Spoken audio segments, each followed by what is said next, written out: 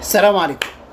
الحمد لله ولله الحمد، فتح بث مباشر على التيك توك. انا اسمي زي ما اسمي في كواي وزير السعادة المصري، موجود اسمي في التيك توك احمد ايوب وزير السعادة المصري، او اسمي بالانجليزي احمد ايوب بالانجليزي 3 سبعات، احمد AHMED AYOUB 3 سبعات.